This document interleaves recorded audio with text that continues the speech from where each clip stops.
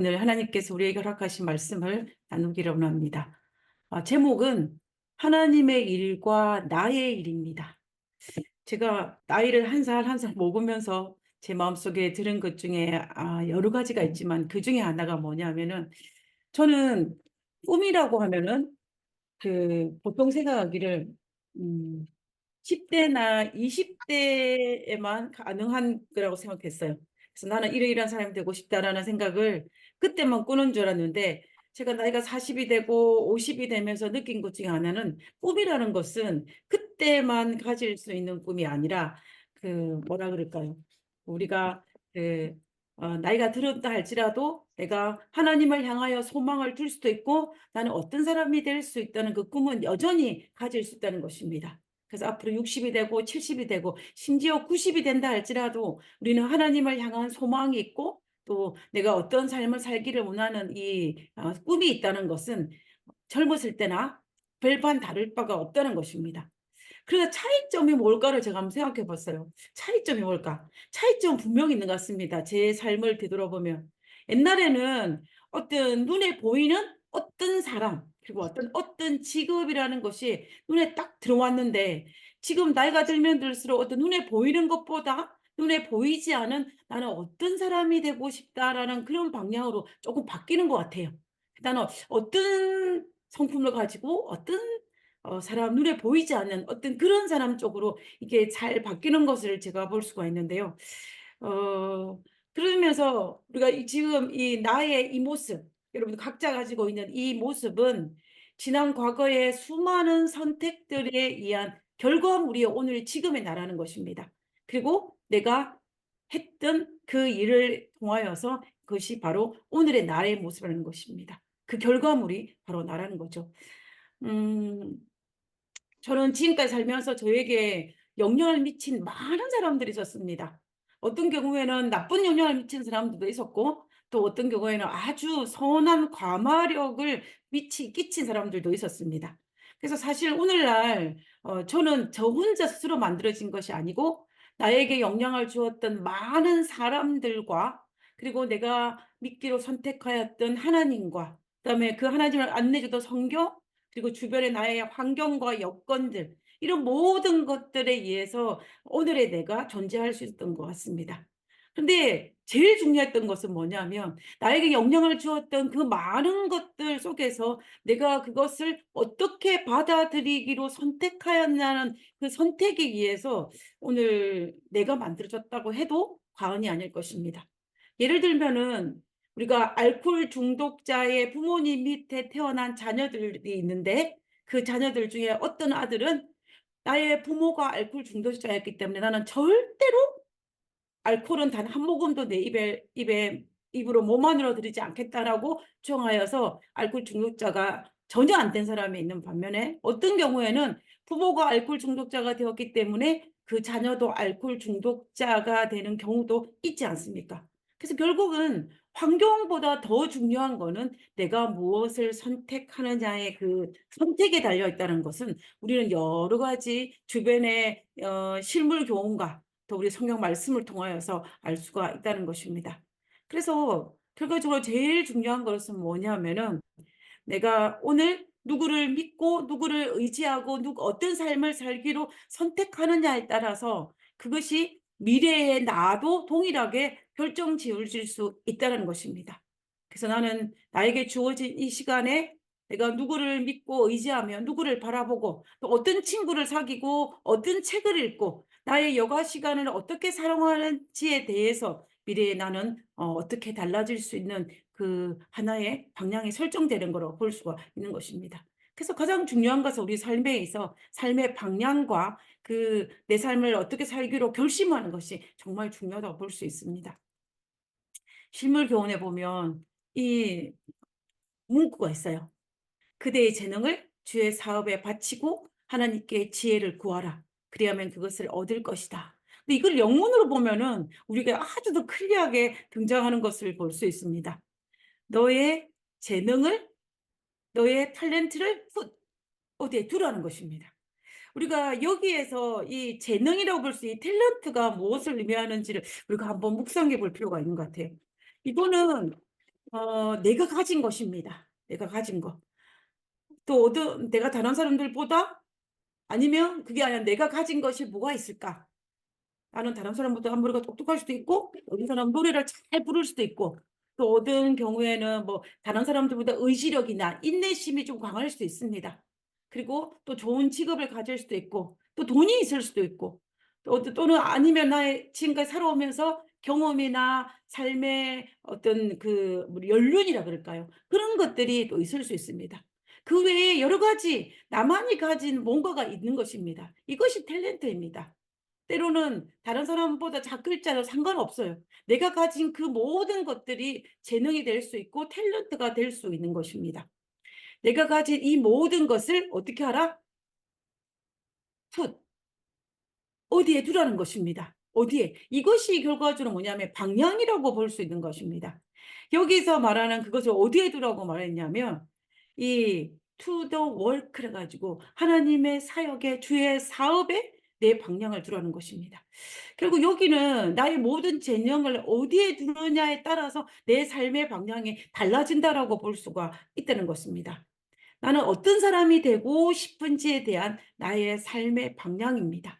나는 어떤 곳을 향하여 나아가야 할지에 대한 삶의 방향이에요. 내가 하나님 안에서 온전한 그리스도인의 삶을 사는 것이 그것에 두면 나의 그것에 대해서 나의 재능을 두어야 될 것입니다. 그리고 나의 가정에 위해서 아니면 나의 교회를 향한 소망 또 나의 가정에 의한 소망 그리고 내 개인의 삶에 의한 소망을 어디에 두느냐에 따라서 우리가 완전히 달라질 수가 있다는 것입니다. 그리고 그 꿈을 꾸고 그 꿈을 향하여 나의 모든 달란트를 사용하는 것이 바로 우리가 인생을 살아가는 첫 단계라고 볼 수 있는 것입니다. 이 방향을 설정하는 것은 누구의 몫이냐면 나의 몫입니다. 누가 대신해 줄 수도 없는 나의 몫입니다. 하나님의 일이 아니라 나의 일입니다.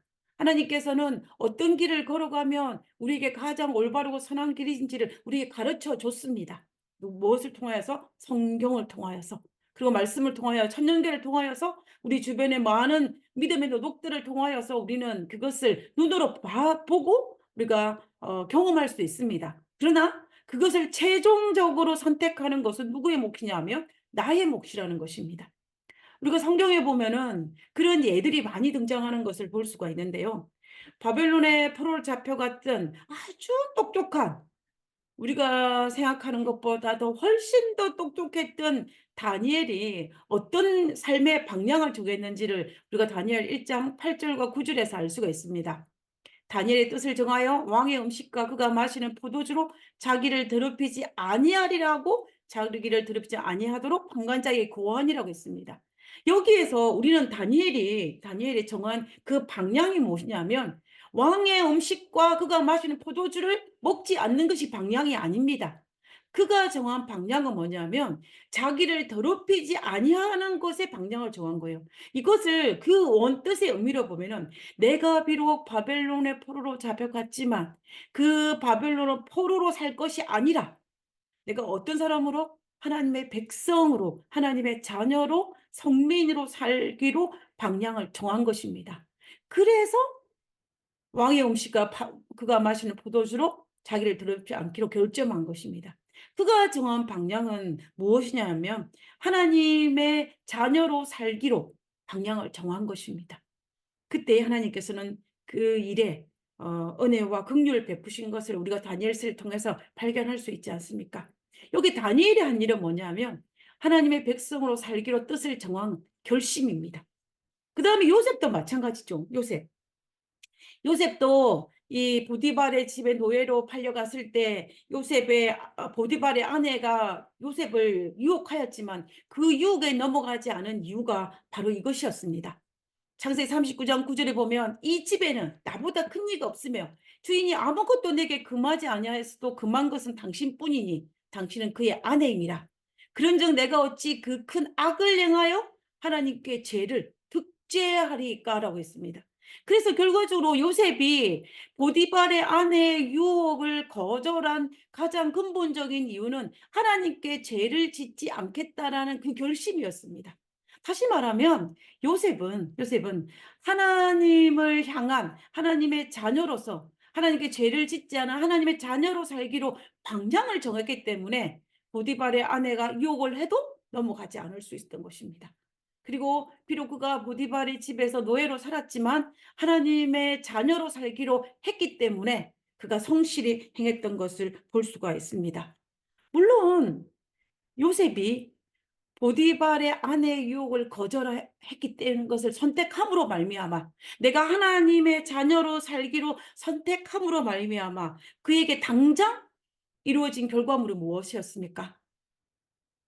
하나님의 은혜와 축복이 아니었습니다. 그는 감옥이었습니다. 그러나 보디발의 아내는 요셉에 대한 분노를 요셉을 감옥에 가두는 걸로 표출을 했는데 그럼에도 불구하고 요셉은 하나님의 자녀로 선택한 것을 포기하지 않았을 때에 나중에 요셉의 생애를 볼 때는 그 요셉의 그 상황을 바꾸어서 애굽의 총리가 될 수 있게 하는 하나의 그 방향을 바꾼 것을 볼 수가 있습니다.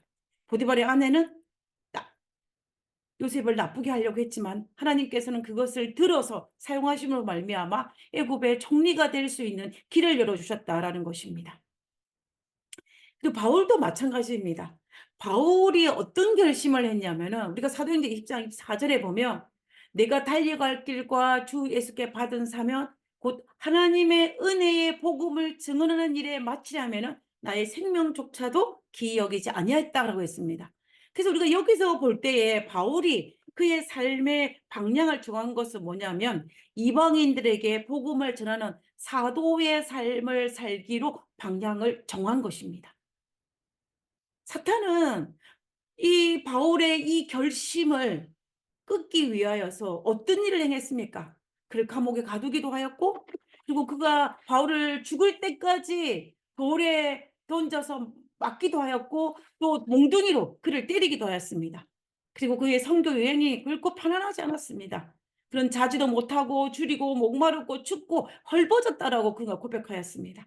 그처럼 바울은 수많은 반대에도 불구하고 이 하나님 그의 결심, 그의 선택, 내가 이방인들에게 복음을 전하는 그 선택의 결심에 의해서 그런 4차 선교 여행이 계속될 수 있었던 것입니다. 하나님은 바울의 선교를 통하여서 이 결심을 통하여서 초대교회 시대 때 이방인들에게 널리 복음을 전하도록 허락하셨습니다. 이들의 결심의 시작은 절대적으로 누구의 몫이었냐면 그들의 몫이었습니다. 자신의 몫이었다는 것입니다. 이것은 결심은 누구의 일이냐면 나의 일입니다. 내가 해야 할 일입니다. 그 어느 누구도 그것을 대신해 줄 수는 없습니다. 그러므로 앞으로 우리에게 남아있는 이 시간 동안 우리가 어떻게 살 것인지를 우리가 선택하고 결심해야 됩니다. 이 결심은 누구의 몫이냐면 바로 나의 몫입니다. 주변에서 나에게 어떤 영향을 줄 수 있을지는 모르지만 결국은 그 선택하고 결심하고 결정하는 것은 나의 몫이라는 것입니다. 그 어느 누구도 이 일에는 대신해 주지도 않습니다. 하나님께서도 우리를 옆에서 성령을 통하여서 호소할 수 있을지 모르지만 그 결정은 우리에게 맡기시는 것을 볼 수가 있습니다. 자, 그러면 어떻게 합니까? 그 방향을 정했으면 우리가 그 방향을 정했을 때는 정하고 난 다음에 가만히 있으면 안 되죠. 어떻게 되냐면 하나님께 지혜를 구해야 됩니다. 지혜를 구하는 것이 우리에게 굉장히 필요합니다. 구해야 할 자에게 우리는 구해야 합니다. 우리가 아무리 구해도 그것을 줄 수 있는 능력이 없는 사람에게 구하면 아무런 의미가 없습니다. 우리가 이 갈매산에서 이방 제사장들이 그들의 신에게 아무리 구해봤자 그 신은 그들이 구하는 것을 줄 수가 없었습니다. 그래서 해가 질 때까지 그들은 구하고 구했지만 응답을 받을 수 없었던 것입니다. 그러나 엘리야가 능력을 줄 수 있는 하나님께 구했을 때에 응답받을 수 있다는 사실을 우리는 잊지 말아야 합니다. 그러므로 우리는 구해야 할 자에게 구해야지 우리에게 주지 못하는 능력이 없는 자에게 구하는 것은 참으로 어리석은 것입니다. 우리가 성경에 통하여서 믿음의 도둑들이 하나님께 구했을 때에 그것이 응답받았다는 것을 우리가 많이 보지 않습니까? 아브라함도 요셉도 다윗도 하나님께 구했을 때에 하나님의 그 능력으로 말미암아 응답받았다는 것을 우리가 볼 수가 있는 것입니다. 우리가 하나님께 지혜를 구하고 하나님의 능력을 구하는 일이 우리가 정말로 필요한데, 우리가 이 일을 좀 더 쉽게 하기 위해서는 우리 옆에 누구를 도와야 하냐면은 믿음의 동력자, 영적 좋은 자를, 믿음의 식구를 옆에 두는 것은 굉장히 좋은 일입니다. 왜냐하면 옆에서 우리가 하나님을 향한 우리의 결심이 흔들리지 아니하고 계속 그것을 좀 더 강하게 앞으로 전진할 수 있도록 도울 수 있는 믿음의 영적 동력자나 아니면 믿음의 영적 조언자를 두는 것은 우리에게 필요하다는 것입니다. 우리가 성경에 보면요, 이런 좋은 영적 조언자를 둔 케이스들이 있습니다. 우리가 첫 번째 살펴보고 싶은 인물은 우시아입니다. 우시아는 남방 유다의 선한 왕으로 우리에게 알려져 있는 왕이 우시아입니다. 우시아는 남방 유다를 52년 동안 다스렸습니다. 근데 이 우시아에게는 영적으로 아주 좋은 조언을 할 수 있었던 영적 조언자가 있었습니다. 그가 누구냐면 바로 스가랴입니다. 우리가 역대하 26장 4절과 5절에 보면 우시아가 그의 아버지 아마샤의 모든 행위대로 여호와 보시기에 정직하게 행하며 선한 왕이었다는 거죠. 근데 그때에 하나님의 묵시를 밝히 아는 스가랴가 사는 날 동안 누가 우시아가 하나님을 찾았고 그가 여호와를 찾을 동안에는 하나님이 형통케 하셨더라. 남방 유다를 강성케 하셨더라라고 되어 있습니다. 그래서 결국은 이 우시아가 스가랴가 사는 날 동안 스가랴의 조언을 받았는 그 동안에는 스가랴와 영적 대화를 나누고 그 결심을 스가랴를 통하여서 그 결심을 더욱 돈독히 할 그때에는 그가 어떻게 되는 거예요? 여호와를 찾았다라는 것입니다.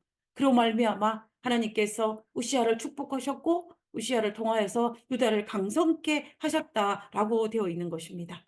그러나 이 영적 조언자였던 우시아의 영적 조언자였던 스가랴가 죽고 난 이후에, 다시 말하면 우리 주변의 영적 동력자를 내치거나 영적 동력자와 멀리 떨어지거나 그들의 조언을 듣지 않았을 때는 어떤 일이 발생했는지 한번 보겠습니다. 역대 26장 16절에 보면 그가 우시아가 강성하여짐에 그의 마음이 교만하여 악을 행하여 그의 하나님 여호와께로 범죄하되 곧 여호와의 성전에 들어가서 향단에 분향하려 한지라라고 되어 있습니다. 여기 나라가 강성해지고 잘 되자, 그리고 내 옆에 누가 사라지고 우시아 그 스가랴가 사라졌을 때에 이 우시아의 마음속에 교만한 마음이 들어서 제사장을 대신하여 본인이 성전에서 분향하는 그 일이 발생한 것입니다. 그 일로 말미암아 우시아가 어떻게 됩니까? 문둥병에 걸려서 그가 죽는 날까지 문둥병에 걸려서 죽게 되는 것을 볼 수가 있습니다. 저는 이 부분을 보면서 만약에 나라가 강성해지고 우시아가 교만해지려는 그 마음이 들었을 때에 옆에 누가 우시아가 존경하는 스가랴가 있었다면, 그리고 스가랴의 그 말을 경청하였다면은 아마 우시아는 말년에 이렇게 되지는 않았을 것입니다. 결국 이걸 오늘날 우리의 삶에 적용시킨다면 내가 여전히 내 옆에 영적 좋은 자를 두고 믿음의 동역자와 같이 생활한다면 우리는 내가 혹 넘어질 수 있는 그 순간에 나를 잡아주는 영적의 동역자와 영적 좋은 자를 둔다면 이런 실수를 범하지 않을 수 있다는 것입니다. 그리고 두 번째로 살펴보고 싶은 거는요, 이스라엘 백성들이 애굽을 탈출하여서 광야 40년을 마치고 가나안 땅에 도착했을 때 그들의 영적 조언자였던 여호수아의 모습을 한번 살펴보고자 합니다. 이제 이스라엘 백성들이 가나안에 정착을 하였습니다. 그들의 12지파 땅을 다 분배를 하였습니다. 그리고 이제 그들이 이제 그 사사시대로 넘어가기 그 바로 직전에 그때 어떤 일이 있었냐면 이스라엘 백성들이 여호수아가 사는 날 동안과 여호수아 뒤에 생존한 장로들, 곧 여호와께서 이스라엘 위하여 행하신 모든 일을 아는 자들이 사는 날 동안 여호와를 섬겼더라는 여호수아 4장의 말씀이 있습니다. 이 말씀의 의미는 뭐냐면 이스라엘 백성들이 가나안 땅에 도착하여서 그들의 영적 지도자로, 영적 조언자로 여호수아가 살아 있을 동안에, 그리고 여호수아의 그 조언을 귀담아 듣는 그들이 있는 그때에는 그들이 어떻게 하지 않았다는 거예요. 사사시대로 넘어가지 않았다는 것입니다. 여러분, 사사시대의 특징이 무엇입니까? 반역하고 회개하고 하나님을 또 하나님께 벌을 받고 또다시 회개하고 이런 일들이 반복되는 거예요. 그런 사사시대로 넘어가지 않았다는 것입니다. 어떨 때가는 여호수아의 그 조언을 받아들이기로 선택한 자들이 살아있는 동안에는,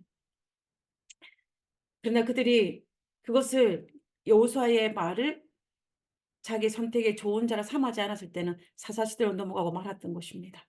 그리고 우리가 세 번째 한번 살펴보기를 원하는 인물은 요아스입니다. 여러분, 우리 요아스는 7살의 왕위에 오른 왕으로, 우리가 어린이 성경학 시간에 가장 잘 등장하는 인물이 이 요아스가 아니라는 생각을 할 정도로 이 요아스는 우리에게 익히 알려진 인물입니다.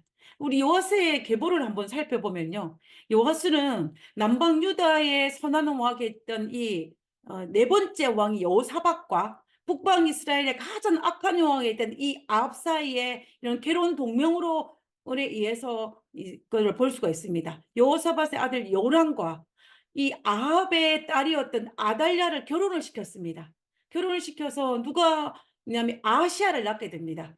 요람이 병에 걸려서 죽고 난 다음에 이 아하시아가 왕이 되어가지고 아하시아가 전쟁에 나가서 이 아하시아가 죽습니다. 이 자기의 아들 아하시아가 죽었다는 이 소식을 누가 듣게 되냐면 그 아하시아의 어미였던 아달랴, 즉 아합의 딸이 듣게 됩니다. 그 소식을 듣고 난 다음에 아달랴가 어떻게 했냐면은 다윗의 왕족의 모든 왕자들을 다 죽입니다. 다 죽이는데, 그러므로 말미암아 아달랴가 왕위에 올라가지고 6년 동안 통치를 합니다. 통치를 하는데, 그때에 이 아달랴가 다 죽였다고 생각했는데 딱 한 명이 죽이지 못했어요. 그건 누구냐면은 이 한 살밖에 안 된 요아스입니다. 이 요아스를 누가 몰래 숨겨서 길렀냐면 그 당시에 대제사장이었던 이 여호야다가 어린 요아스를 숨겨서 이제 구사일생으로 살아남게 되어서 6년 동안 몰래 키우게 됩니다. 이 여호야다는 요아스의 고모부이기도 한 것입니다. 근데 이 요아스가 7살이 되었을 때에 아달랴를 제끼고 누구를 왕에 올리냐면 요아스가 왕위에 오르게 됩니다. 그래서 요아스는 우리가 성경에 보면은 이 제사장 여호야다가 세상에 사는 날 동안에 요아스가 여호와의 보시기에 정직하게 행하였다라고 되어 있습니다. 그래서 요아스는 누구를 영적 조언자로 삼았냐면 여호야다를 영적 조언자로 삼은 것입니다. 그래서 여호야다가 영적 조언했을 때 그것을 잘 받아들인 이 요아스일 때는 하나님 보시기에 정직행한 선한 왕으로 살셨던 것입니다. 그러나 고모부이자 제사장이었던 이 여호야다가 130세에 죽고 난 이후에 이 요아스가 바뀌게 되었습니다. 자신의 옆에서 영적으로 조언해줄 영적 동역자가, 조언자가 사라진 것입니다.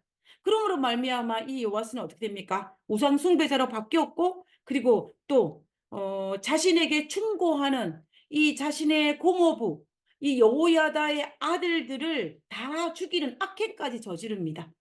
은혜를 원수로 갚은 것이지요. 그러다가 이 요아스가 말년에 어떻게 되냐면은 신하들의 반역으로 말미암아 자신은 살해당한 아주 불운의 왕이 되는 사람이 누구냐면 바로 이 요아스입니다. 그래서 우리는 이 모습들을 살펴볼 때 우시아도, 이스라엘 백성들도, 그리고 요아스도, 그리고 그 외에 성경의 수많은 믿음의 의혹들을 살펴볼 때 하나님께 지혜를 구할 때는 문제가 없습니다. 다시 말하면 영적 조언자의 말을 듣고 그들 믿음의 동역자와 함께 하나님께 지혜를 구할 때는 아무런 문제가 없다는 것입니다. 우리는 이 사실을 통해서 우리가 오늘날 우리에게 어떤 영적 교훈을 얻을 수가 있을까요? 저는 이 부분을 보면서 우리가 얼마나 연약한 존재라는 것을 알기 때문에 믿음의 성도와 함께 신앙생활 하는 것이 우리에게 얼마나 유익하다는 것을 우리에게 가르쳐 주는 것 같습니다. 때로는 믿음의 울타리인 교회 안에서 생활한다는 것이 때로는 힘들 때가 있을 수 있습니다. 그죠? 그러나 그럴지라도 하나님의 울타리 안에 거하는 것이 우리에게 굉장히 중요하고 우리에게 유익합니다.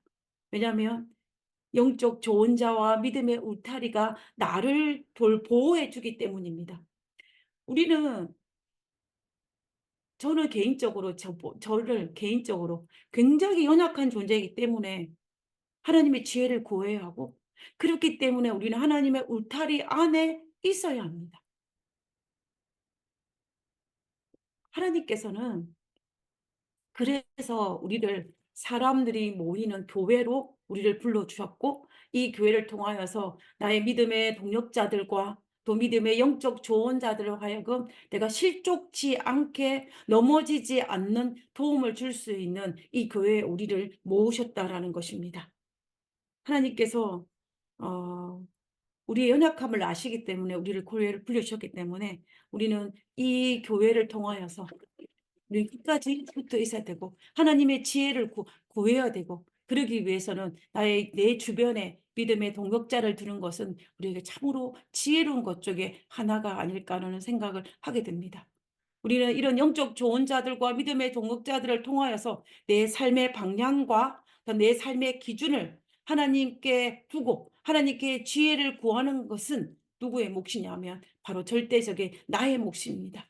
내가 끊임없이 하나님께 도움을 구하는 거, 그리고 내 주변에 육신의 사람이 아니라 영적인 사람의 조언을 듣고 그것을 선택하는 것은 바로 나의 일, 내 몫이라는 것입니다.